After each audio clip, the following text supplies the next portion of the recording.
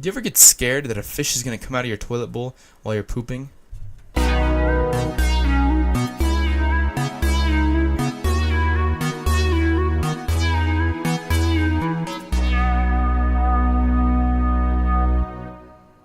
What's going on, guys? Trash Diamond here, and today on Modern Miss, we are talking about Jaws, The Last Jedi, and my thoughts on Guardian of the Galaxy. Alright, so, today, in the news, like for the past 3 weeks, because I was supposed to do like a little mini myths episode, and I was just gonna record like a 10-minute video talking about some of this news before this huge episode, but it's whatever. I don't even freaking care. Fast and Furious came out. I watched it like 3 times. I'm a pretty not diehard fan, but a big fan of Fast and Furious. Rip Paul Walker. And you really just have to go see these movies because of what they are. Like, you can't go into them thinking you're about to get a Steven Spielberg kind of like amazing film. You're not gonna get that. Maybe with like the first movie, but just not. You're not gonna get that kind of movie when you go and see Fast and Furious. It's not realistic. It's not anything like that. You need to take it with a grain of salt. It's kind of just one of those movies where you just have to enjoy it for what it is. And this one was one of the better ones. I don't know what about it didn't make it one of the best ones for me. I feel like it was the lack of Paul Walker-iness. I don't even know if that's really a thing that everyone else is thinking. I know I'm thinking it. The villain in it was super messed up. She was twisted in the head. She was scary. Didn't really see her motives. The thing for me about a good villain is that they need to be the hero of their own side, or they just need to be super psychotic, like the Joker. And I didn't really feel like she had, what was that? She had some motivation or anything. I feel like she did, but I couldn't care less about it, even from her perspective. And she was kind of just a bad person doing bad things. And towards the end, I didn't really care about what was happening. I was just like, let's get the family back together. And yeah, it was just an alright movie. I mean, I saw it 3 times, so it got my money, so I can't really say it's gonna do bad. It's gonna make another one. You're gonna make 2 more, I think. What was it? Yeah. So this is the 8th one, and they're making a 10ology. I don't even know. 10 movies. They're gonna end it at 10 supposedly, and then they're making a spin-off movie with Dwayne "The Rock" Johnson as Hobbs and Jason Statham. I forgot what his character's name is. I don't know. It's probably something weird in British. But they're making a spin-off movie with them too, and I feel like they were the best part of Fast and Furious, to be of this one, to be honest, besides the cool cars. They just had a great chemistry, and they gave Statham a reason to be liked and likable. And I was like, oh, okay. And Statham probably had one of the best scenes of the whole movie, and it was so ridiculous, and it knew it was ridiculous, and I loved it. So yeah, that's Fast and Furious. If you don't like it, then you don't have to watch them. If you do like them, then just watch them. It's whatever. Jeff Goldblum is confirmed to be in Jurassic World 2. So I feel like he just came out of the shadows all of a sudden, after years of retirement. And he was in Independence Day Resurgence, which I thought looked good, but I didn't go and see it because I knew it wasn't going to be good. He's in Guardians of the Galaxy 2. He's in Thor Ragnarok, and he looks like Rick from Rick and Morty. And he is now in Jurassic World 2, and I feel like he's just going to be in a lot of things nowadays. And I don't know, where he came from. If all of a sudden he just was yeah, I'm going to start doing this stuff again. But I'm super excited for it. I don't know what his role is going to be. And I don't know what's the plot going to be for Jurassic World. I mean, I feel like they ended it pretty well in the first one. So they have their cards close to their chest. I don't know what they're going to do. No one really knows what they're going to do. And if they think they do, they're probably wrong. Yeah, but Jeff Goldblum, he's back in action. Will Smith, for those of you that know Will Smith, I'm pretty sure everyone knows Will Smith from some aspect of life. If you don't, then you've been living under a rock for the past 20, 25 years, some crazy amount of time like that. He is confirmed to play the genie in the upcoming live action Aladdin movie.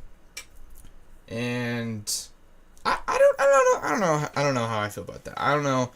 He could do a really good job. He could do a really bad job. You can't really judge this one.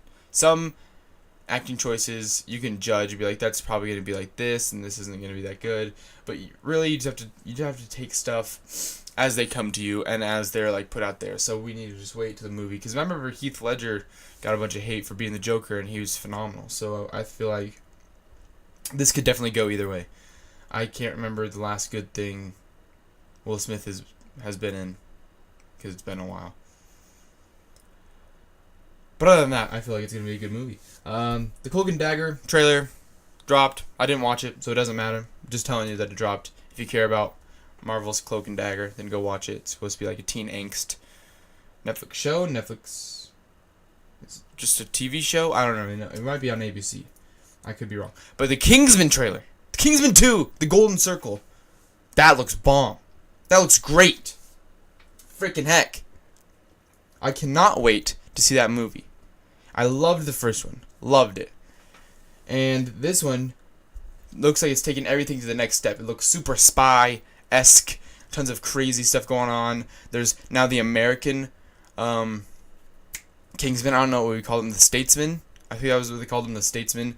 It looks sick. And then Eggsy's back, and then Kingsman's been destroyed or something, and the spy from the first one that was a part of the Kingsman's back, and he has an eye patch. I could have sworn I saw his brain explode when he got shot in the first one. I'll probably go and rewatch it before the second one comes out, but he's back, and he's been revealed to be the villain. I mean, it's fine. They just pulled a Batman v Superman on us. We already know who the villain is. I would like to keep it a secret, but first trailer, just like shoot your load already. I mean, I don't care. The Krypton trailer came out. To me, it looks boring, but I don't really watch TV anymore. I should catch up on The Flash and all those great shows. They'll come to Netflix soon. It's whatever. But it looks kind of boring to me. I mean, why have a superhero show where they're not superheroes and they're just kind of running around a planet right before it explodes? I get it. It's his grandpa and it won't be exploding. And there's going to be like political drama, but I don't really care for political drama. If it's good, it's good. I don't know. If someone's like, it's great, then I'll watch it. I mean, I have the Sci-Fi Network. It just really comes down to if it's good or not. I don't know what to tell you. It doesn't look that great to me. Definitely could have gone in a better direction. Instead of just being like, oh, this is Kal-El and this is the whatevers versus the whatevers, and we're going to figure out how the planet explodes. The Thor trailer came out. Oh, I was in school when this dropped, and I could not get any work done for the rest of the day. It was so good. It was so good. The past 2 Thor films have been meh. And had Natalie Portman in it. She's beautiful. She's not going to be in it anymore. I don't know how they're going to explain that kind of like rift. Like their love just kind of crumpled or something. I thought they were going to do female Thor at one point, but she's out. She told everyone she's out. She doesn't want to do it again. Which is kind of stupid because you're making fat stacks. But it's whatever. I mean, if you don't want to make fat stacks, it's whatever. I'm not going to force her. But it looked amazing. I loved the start, how Thor addresses the camera. He's like, oh, I know what you're wondering. How did I get here? I'm Sylvester Stallone as Thor. But it was fantastic. It had great mood. Mjolnir died, which isn't such a big deal because they can redo him. Like, they can remake him with like a snap of a finger, really, honestly. I feel like they won't for a little bit. They're going to give Thor, like, what they're doing to Captain America. He's not going to have a shield for a little bit. He's kind of just going to go and be a superhero without their special weapon. But yeah, it was sweet. I loved the bit at the end, which everyone should love, and that's why they put it in the trailer, with Hulk. He's like, it's a friend from work. That's why I was in there, so everyone can love it. The Last Jedi trailer, did not expect it to drop. I knew it was going to drop during Star Wars Celebration. Didn't expect it, though. Didn't expect it. And it was kind of like it was a teaser to me. It wasn't a trailer. Because it really just showed us glimpses of something we were going to get. It's not like a traditional trailer. It was Luke Skywalker talking, and you can hear like little clips from the old movies in there. If you really turned up your volume and try to murder your ears, you could hear little clips from the other movies. And you saw Kylo Ren and Finn and everybody where they are right now, and you saw Princess Leia, rip Carrie Fisher, rest in peace. And we saw just kind of like what's happening. It should take place like, exactly after The Force Awakens. And supposedly, like, Finn's gonna go on a road trip with this new actress. I forget her name. So they're gonna have like a little road trip thing and like infiltrate the Galactic Republic or whatever they're calling themselves now. And Rey is gonna learn about the Force and read those old books. Luke Skywalker has been like the Jedi Master for like how many years now, and he has 5 books on Jediing. Like, I feel like he would have a lot more. Maybe they were burned down in the giant massacre of the Jedis by Kylo Ren, but I don't really know. Kylo Ren's scars moved past, like, across his face. It's now over his eye and stuff. It's very reminiscent of Anakin's. So I feel like Kylo Ren's already a better Anakin than Anakin was. I can't really remember much from the trailer, except for Mark Hamill's last lines, which the Jedis must end, and I totally feel like that's out of context. Or just like at the beginning of the movie, he's like, "No, I'm not gonna train you. The Jedis must end." I don't feel like that's like after he's trained Rey, he's like, "You're the last one. You're gonna die. I'm gonna die. Kylo's gonna die. The Jedis must end. We're nothing but trouble." I don't feel like it's that at all. But I do have a theory, a nice little think about it. It's very stupid now that I've thought about it for a little bit. The first time I saw the trailer, I was like, "Oh, this is something stupid that they're probably gonna do. Let's talk about it on Modern Myths." And I feel like this isn't true. This is not true anymore. But I feel like it definitely could have been true. Now that I think about it more, it's more than likely not true. I feel like that Mark Hamill's Luke Skywalker is like evil. Now, my thinking behind that was like, I don't even know. Like, we think the big bad is Snoke and blah blah blah blah, and he trains Rey, and then all of a sudden he pulls this like genocidal crap. Like, oh no, it wasn't Snoke. Snoke got to Kylo and tried to convince him, and Kylo was strong with the Force and wasn't gonna do it. But then I used my Jedi mind tricks to think that, like, make him think that Snoke is telling the truth and that's something we should do, and blah blah blah blah. And I made him feel like he betrayed me, and that caused like power to grow in him, like making him feel powerful.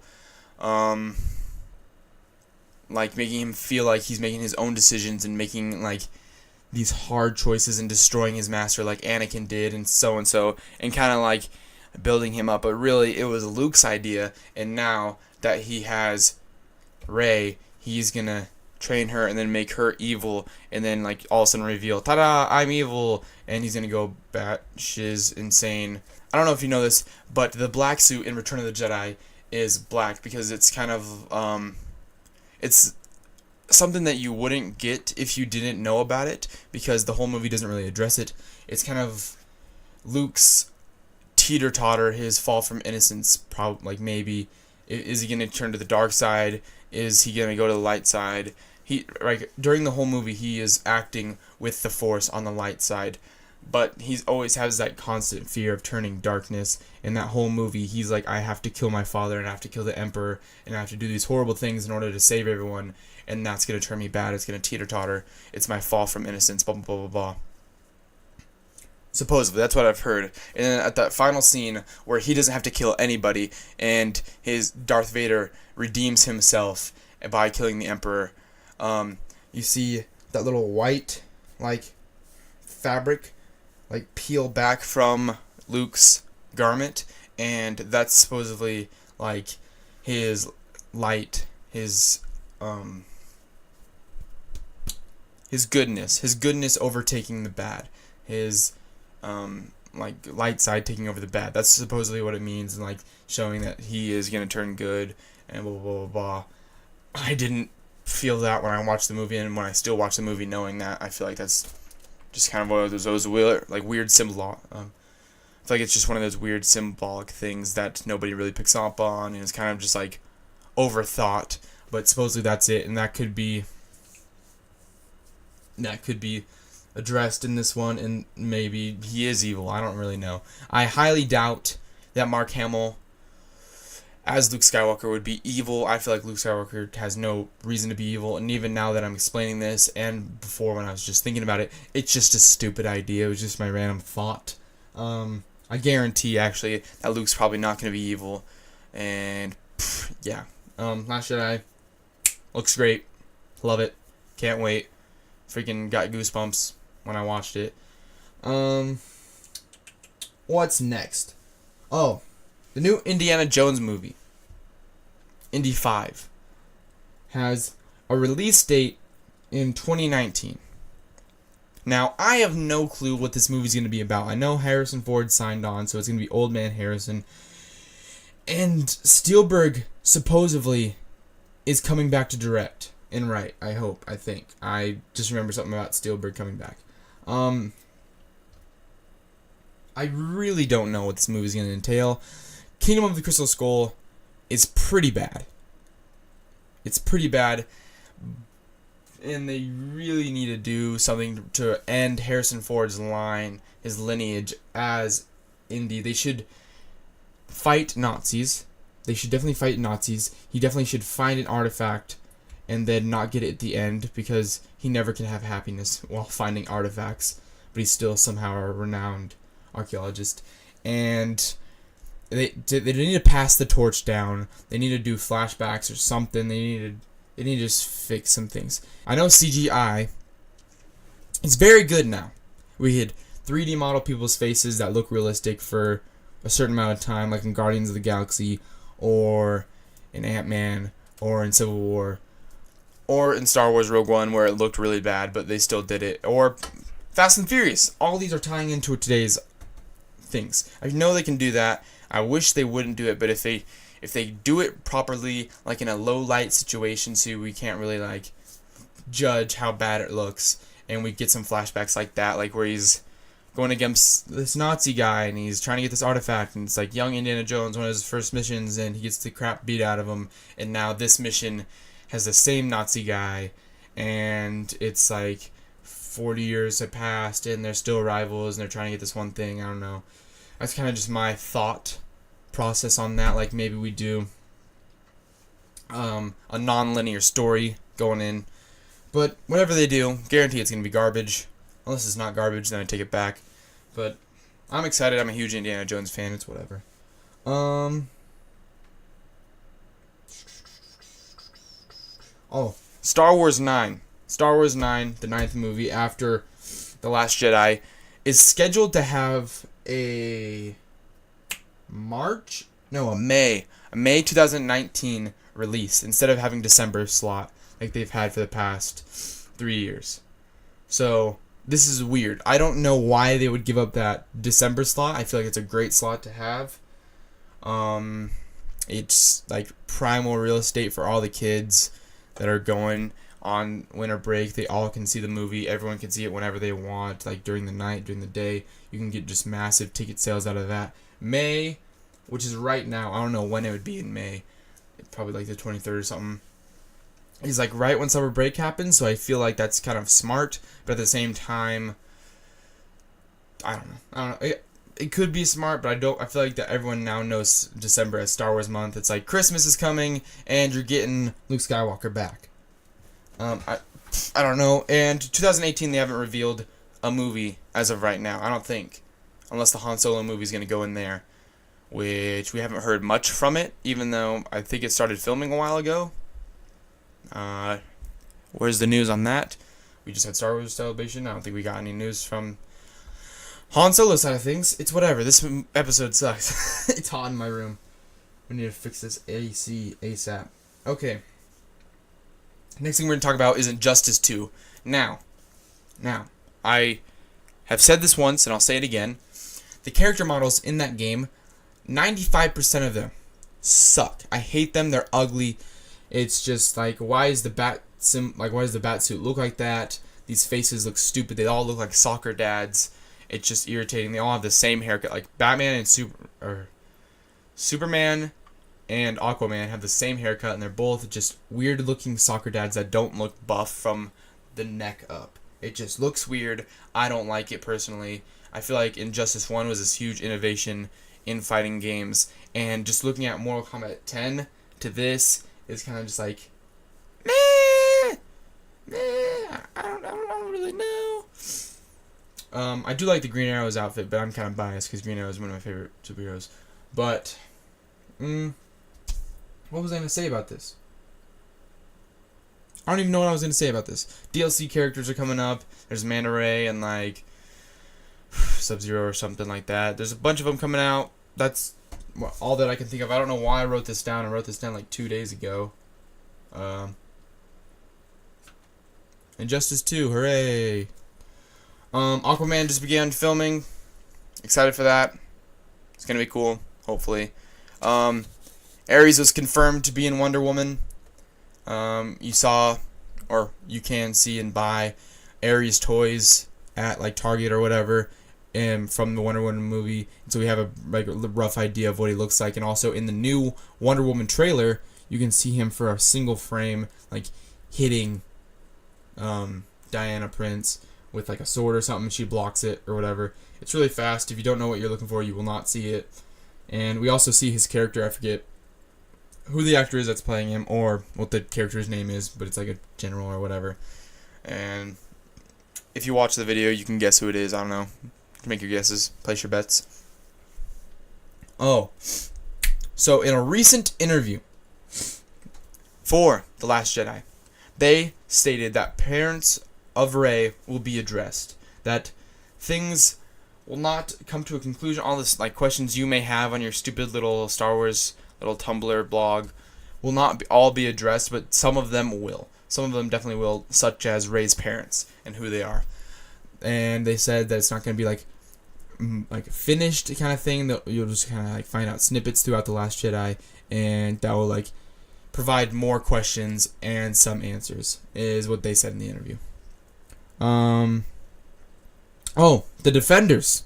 Marvel's Netflix Defenders TV show just got a trailer. Looks great. I don't know. They've really gone downhill in production value. I feel like Daredevil Season 1, Daredevil Season 2. My thoughts on Daredevil Season 2 is that they should have had less Punisher or more Punisher, not the amount they had. Because I feel like every time Punisher was on screen, I was thinking about Punisher, and every time he was not on screen, and I was looking at Charlie Cox, aka Daredevil, I was like, when is the Punisher going to show up? Because he's the most interesting thing in this season so far.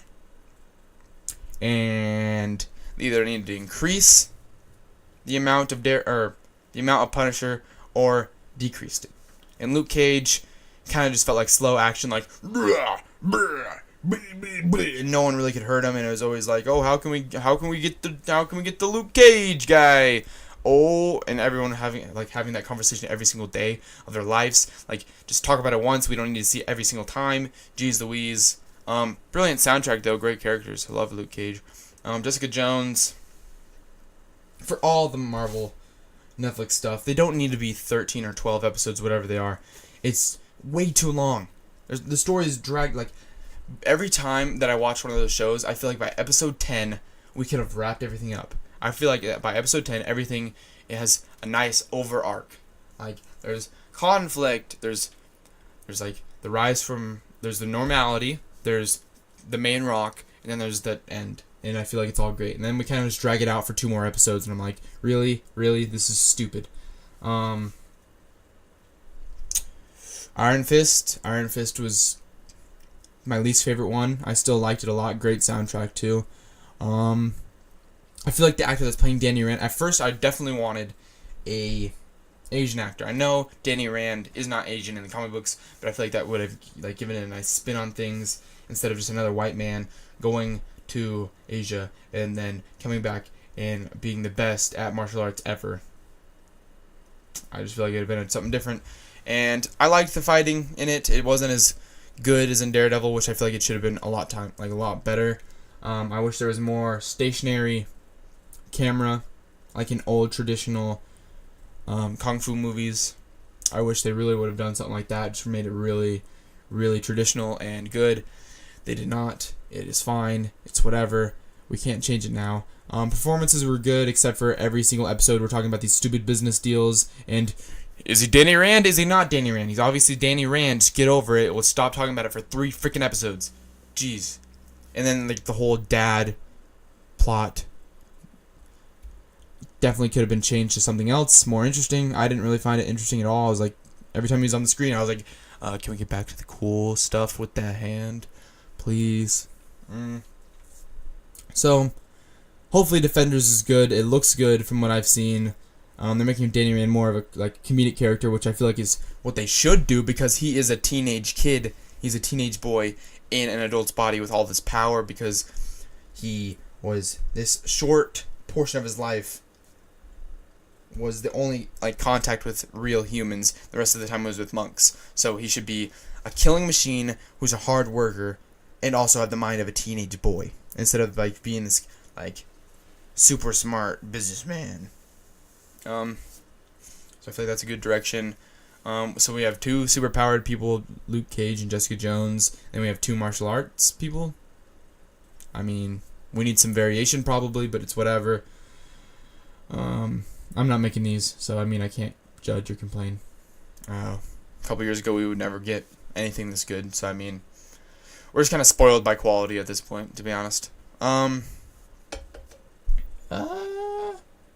Inhumans. Inhumans, we got like a main cast kind of thing, like a poster or something. I forgot what we got. Maybe like a little teaser. I watched it or something. Wasn't that memorable? Don't really care. Yeah. I think that's all the news we have for today. Let me just look real fast. You never know what kind of things have happened.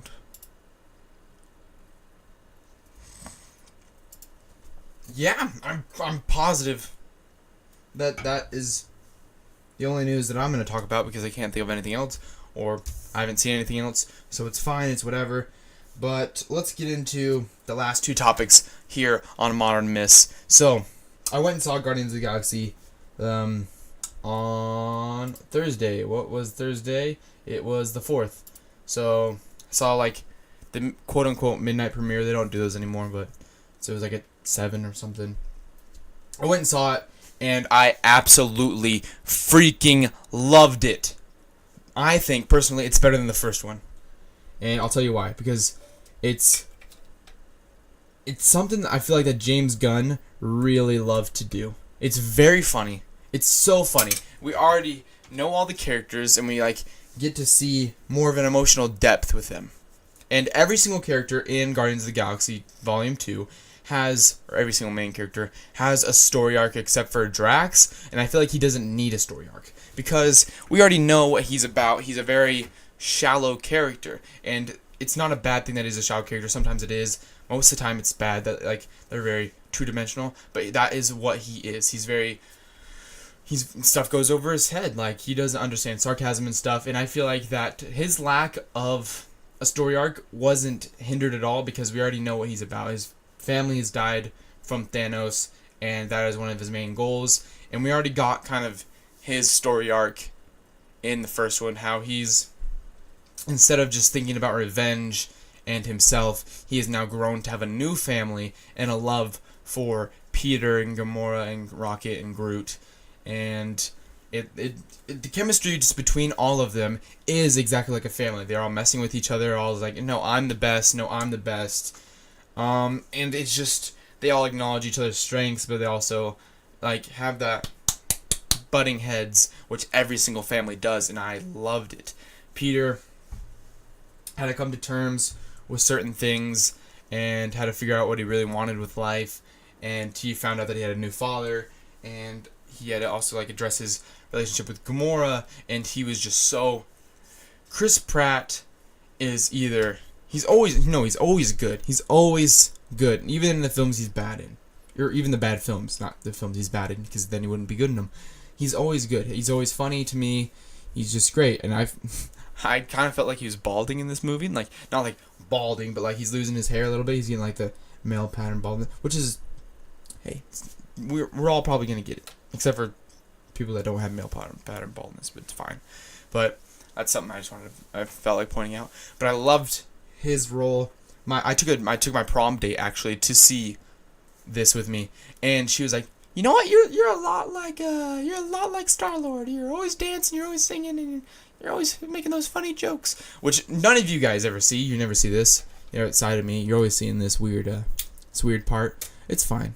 Maybe we'll go on a date to see Guardians of the Galaxy 2. I was cracking up through the whole entire time, even though I was surrounded by little kids that were annoying. I usually love little kids, but like this one was like too, like the one on my right was too smart and had too many references. He's like, oh, I get that because in the comics, and he was like bouncing up and down the whole time and like dancing to the music, and I was like, stop it, I'm trying to watch the movie, get out of my face, you little brat.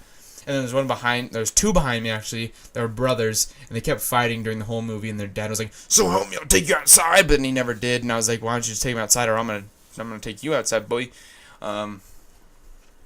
There's one like to my left, like 5 seats down. It was just a packed theater full of kids. I feel like that.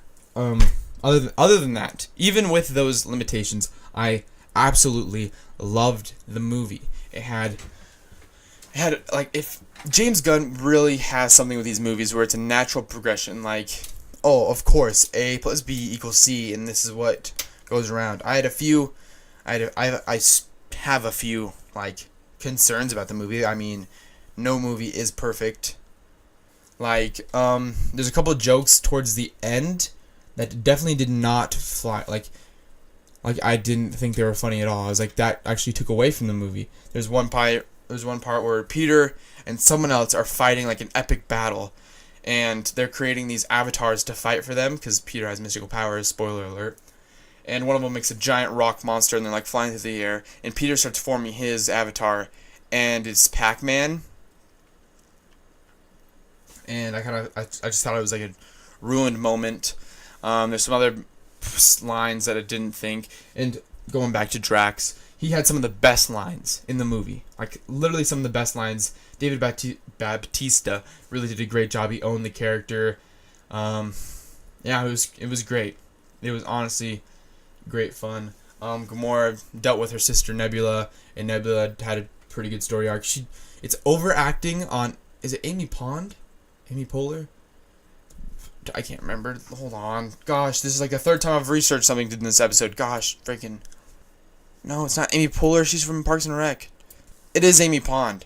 Oh my gosh, is that her? Oh no. Oh. Whoops. I'm gonna leave that in because that's actually really funny. Cara Galila? How do you say her name?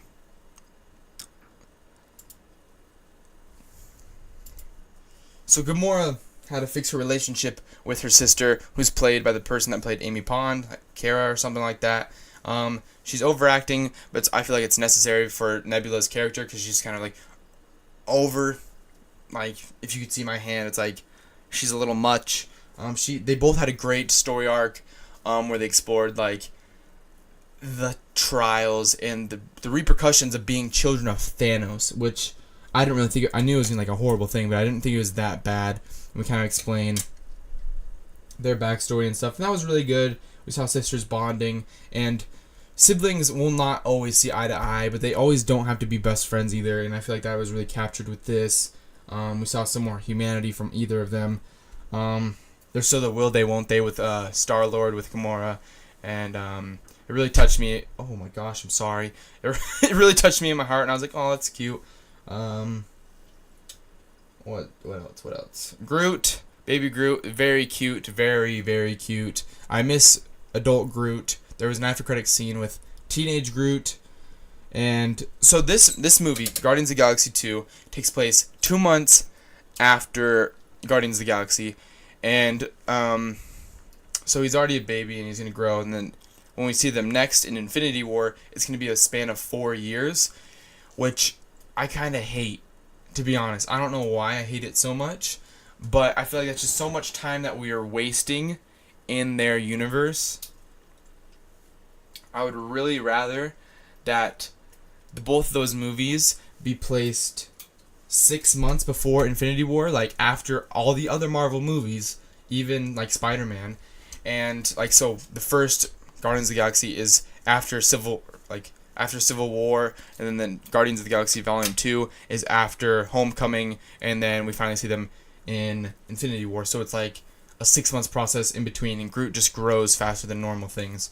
I would love that. It's not going to happen, and I feel like there's just a lot of time that we're missing out on, and now all of our favorite characters are going to be 4 years older. And I kind of don't like that. I just kind of like them. I don't know. Like, Drax could die in that time. It's just weird to me. Rocket and... Jeez. You can see, like, the separation of Rocket and Groot that, like, has been had through through Groot being so young. There's also a new connection there, like it's father and son, like adopted father and adopted son, which is a huge storyline in this movie with Peter Quill's father and Peter Quill and Ego the Living Planet. Sorry. And the villains of the movie are not just the Golden People, the Satari or whatever the name is. I don't even freaking remember. It's not just them. There's another antagonist, and that antagonist of this movie, if you haven't seen the movie yet, spoiler alert, it's Ego the Living Planet. During the second act, there is a part after they meet and after they're on Ego's planet and they're going like in a certain direction. There's an exact time, and you can just tell. You just like either you're so invested in the story where you cannot tell what's about to happen, or you're invested in the story and you're not stupid and you're just like, oh, this is what's gonna happen, guaranteed. And his motives, his thing is completely justifiable.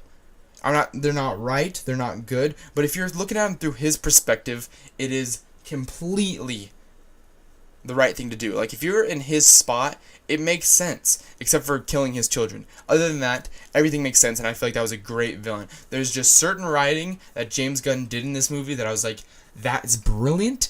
I don't know how he's going to be able to top that. And there's also a part where I just got heated in the movie because Ego killed Peter Quill's mother, and he says it blatantly. He's like, I loved your mother, blah, blah, blah, blah, blah. Too bad I had to put that tumor in her head. And Peter just loses it. He's like, blah, blah, blah, blah, blah, blah, blah, blah, blah. Jeez Louise, I got so heated. I was like, yeah, get him, you killed your mom. It was the Civil War Tony Stark realization, but with more justification with Peter Quill, because it's like, oh snap, that's not two good guys fighting. It's a bad man pajama fighting our protagonist Peter Quill. And there definitely could be several protagonists in the movie. Like Yondu, he and Rocket also had a great storyline, along with his like whole story arc and stuff, his fall from power. And we kind of see Sylvester Stallone's character, who's he's the old school Guardians, like it's called Guardians 30, 60, 100 or whatever it's called. I forget. I have a horrible memory when I record things. And so we see him in the old like Guardians gang, but they're not called the Guardians. They're like part of the Ravengers. And Miley Cyrus is in this movie, which is weird. But we like see his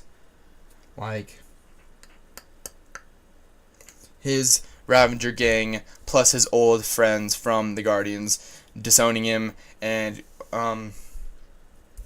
why he took on Peter and his fatherly role with Peter.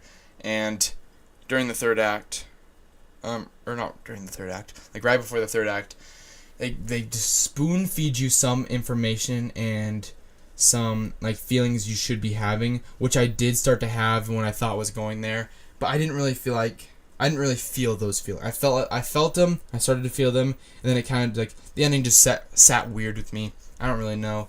If you've seen the movie, you probably know what I'm talking about. But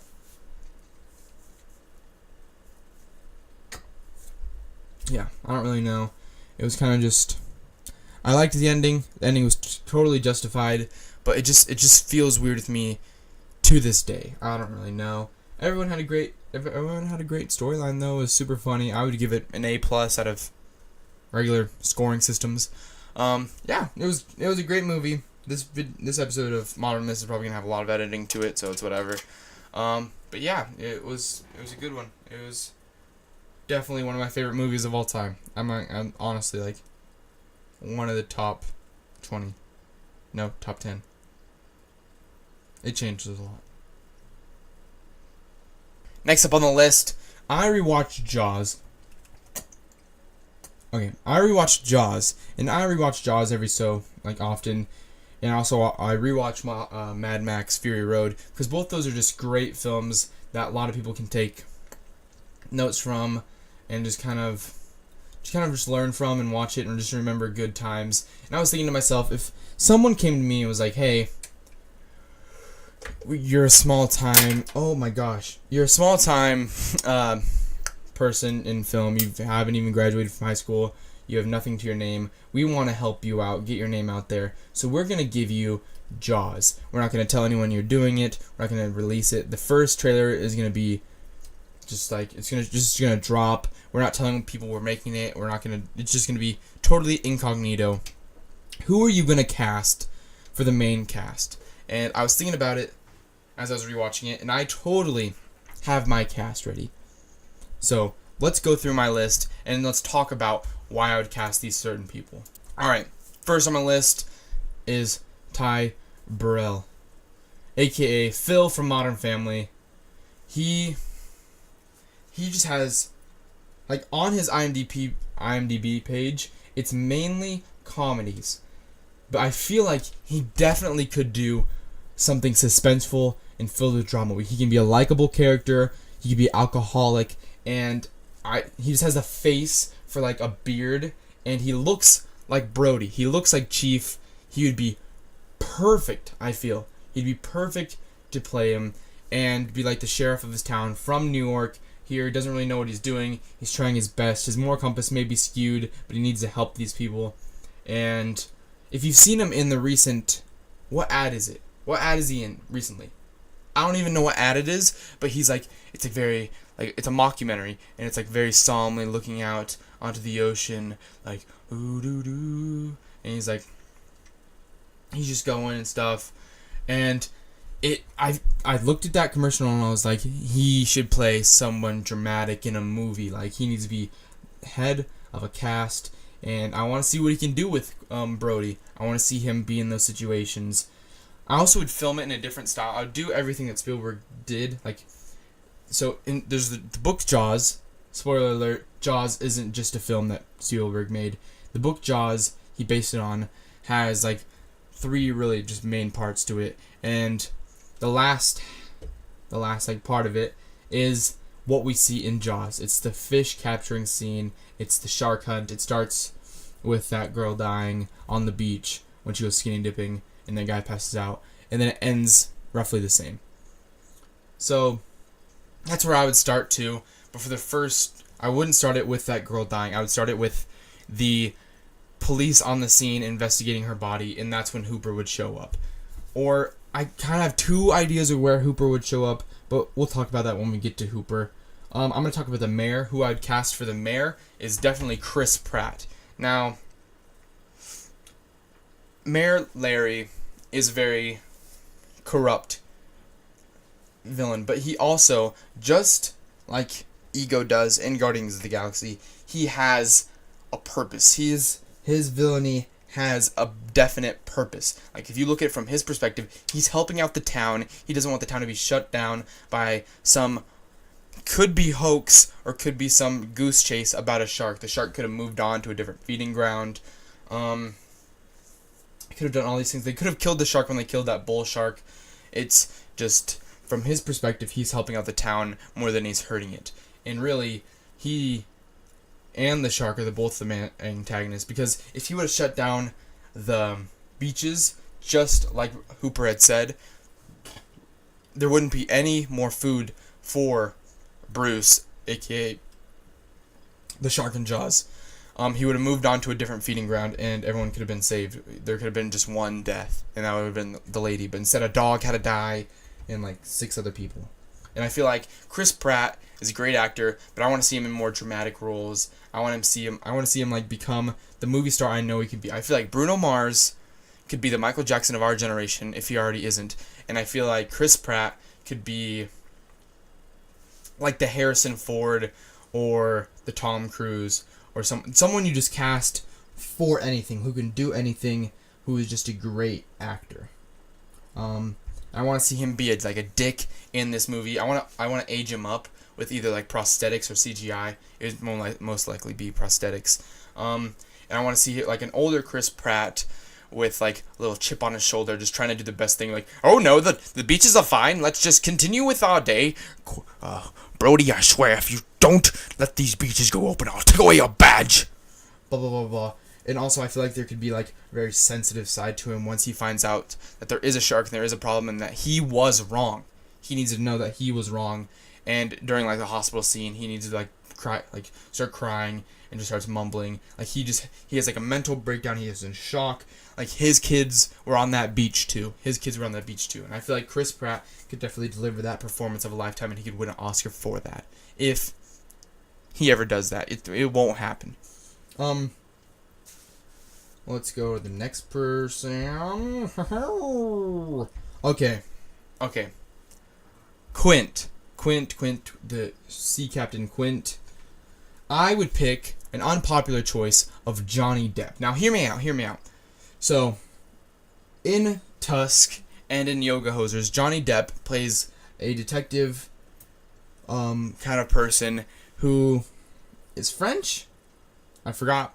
But he has a mole on his forehead and on his nose, and he has a thick beard, and it does not look at all like the Johnny Depp you know. And I feel like that kind of prosthetics with mutton chops and a big nose and like some scars over his eyes and like bushy eyebrows and like half his side of his like face next to his ear is all cut up from like scratches, and then the rest of his hair is like really long.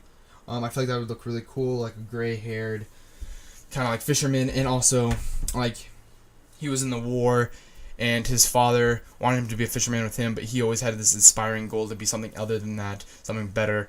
And I would set this in the same time frame too, so we'd be in like he could like fight in those wars and stuff and have like the same experiences Quint did in the movie.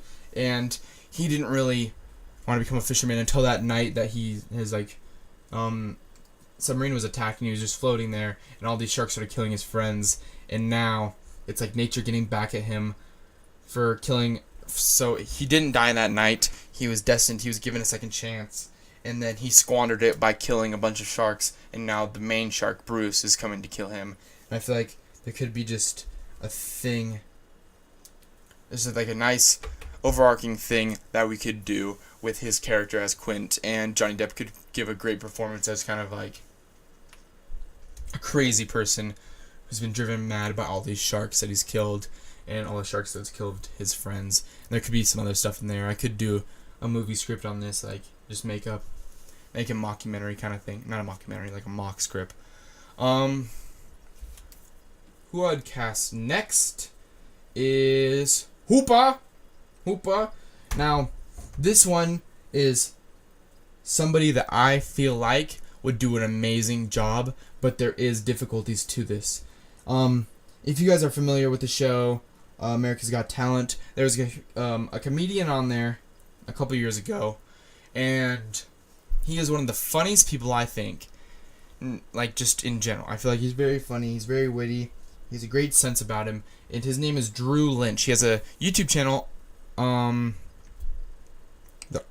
link it below, and he's super funny, and he looks like Hooper. He laughs like Hooper. He talks like Hooper. And I feel like he'll do he wanted to be an actor, and then he became a comedian after he got his ailment. He was playing softball, right?